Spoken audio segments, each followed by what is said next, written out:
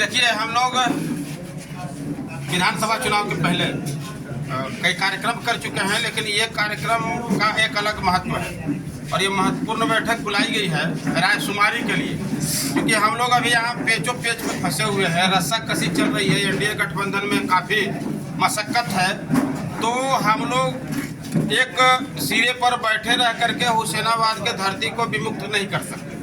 हुसैनाबाद गुलामी के जंजीरों में जकड़ा हुआ है, हुसैनाबाद भ्रष्टाचारियों के चुंगल में जकड़ा हुआ है और हुसैनाबाद में भ्रष्टाचार का आलम इतना है कि चाहे वो आप पंचायत कार्यालय में चले जाएं, प्रखंड कार्यालय में चले जाएं या अंचल कार्यालय में चले जाएं, भ्रष्टाचार का बोलबाला है। थाना हो चाहे अनुमंडल हो, सभी जगह पर भ्रष्टाचार चरमों सीमा पर है। तो भ्रष्टाचार से मुक्ति के लिए हुसैनाबाद की जनता ने 2024 में भी अंगड़ाई ली थी और 2019 में भी अंगड़ाई ली थी और 2024 में भी अंगड़ाई लेना चाहती है यहाँ की जनता, क्योंकि भ्रष्टाचार से त्रस्त हो चुकी है।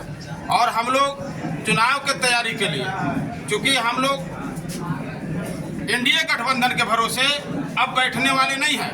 एनडीए गठबंधन के नेता कब और कहाँ अपना गिरवी रख दें ये मालूम नहीं है, इसलिए हम लोग अलग रास्ता अख्तियार करने के लिए इतने संख्या में कार्यकर्ता हमारे इकट्ठा हुए हैं। और अगला कार्यक्रम जो हम लोगों का होगा वो 20 अक्टूबर को, 20 अक्टूबर का बृहद पैमाने पर कार्यक्रम होगा और जिसकी घोषणा कर दी जाएगी, उसकी सूचना भी हम लोग प्रचार प्रसार के माध्यम से भी। और 20 तारीख को 50,000 हमारे कार्यकर्ता हुसैनाबाद के कर्पूरी मैदान में इकट्ठा होंगे और 50,000 कार्यकर्ता उसी दिन से चुनावी बिगुल फूकेंगे कि हमारा हुसैनाबाद जिंदाबाद, जिंदाबाद।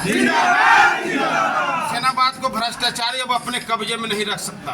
पिछले दिन आप मेरा इंटरव्यू देखे होंगे, हमने कहा था कि हुसैनाबाद की जो जनता है, हुसैनाबाद के जो लोग हैं वो अमन पसंद है। हुसैनाबाद के लोग हमेशा चाहते हैं कि हुसैनाबाद के सरजमी पे भ्रष्टाचार मुक्त हो, हुसैनाबाद की जो धरती है वो भ्रष्टाचार से मुक्त हो और हुसैनाबाद की धरती सामंतियों से मुक्त हो। लेकिन यहाँ के लोग इतने ठगे गए हैं, इतने लोगों को वर्गलाया गया है कि अब दोबारा ये लोग ठगाने के फितरत में नहीं है।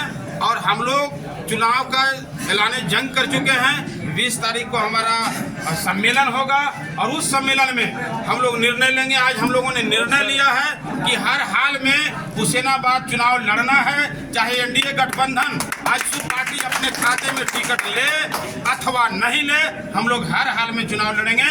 ऐलान जंग हम लोग कर चुके हैं और हम लोगों ने रास्ता तय कर लिया है। आज दूसरे केस में भी हम बरी कर दिए गए हैं।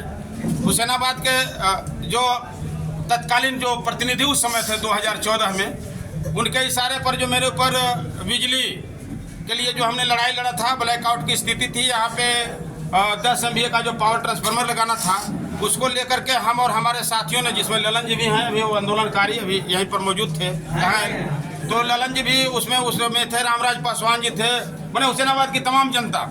और हम लोगों ने जब वो आंदोलन किया तो शांतिपूर्ण तरीके से किया था, बिना अन्न जल ग्रहण किए हुए। लेकिन यहाँ के प्रतिनिधि के इशारे पर हम लोगों पर कई मुकदमे कर दिए गए। एक मुकदमे में मुझे सजा हो गया था, आज बरी कर दिया गया है। बहुत खुशी की बात है और दोहरा खुशी हुआ है जब सामंतियों के मुंह पर कालिक पुत गया है और जिन्होंने बड़े पैरवी लगा करके हमको सजा करवाने का काम किया था, तो आज न्यायालय पर मुझे भरोसा है। न्यायालय से मैं मुक्त हुआ हूँ, न्यायालय के द्वारा जो है माननीय सक्षम न्यायालय के द्वारा सजा मुक्त कर दिया गया है और आज बड़ी खुशी के दिन है। और मैं अब चुनाव लड़ूंगा।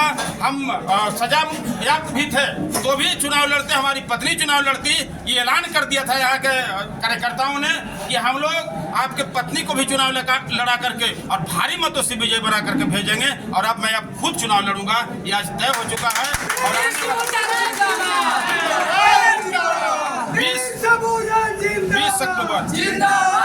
20 अक्टूबर को मेरा अगला कार्यक्रम महासम्मेलन होगा। और कुछ अगर और जानना चाहें तो मैं आपके चैनल के माध्यम से सभी श्रोताओं को, सभी दर्शकों को मैं बहुत बहुत आभार व्यक्त करना चाहूँगा। जोहार, प्रणाम।